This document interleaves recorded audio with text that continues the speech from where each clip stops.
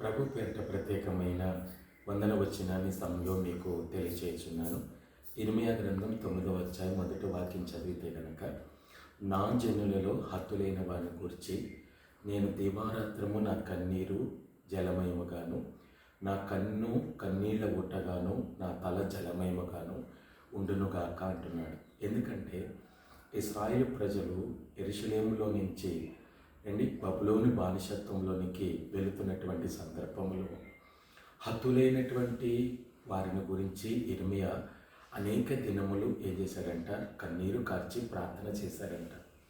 మరి ఈరోజు కూడా నీ స్వజనులలో, నీ రక్త సంబంధులలో, నీ కుటుంబంలో ఎవరైనా హతులైపోతున్నారు అనుకొని నీకు తెలిసినట్లయితే గనక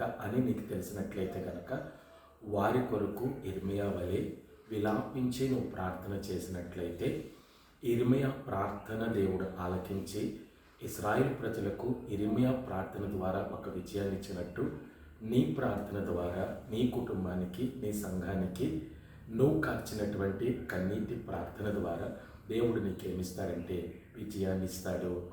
ఆమేన్.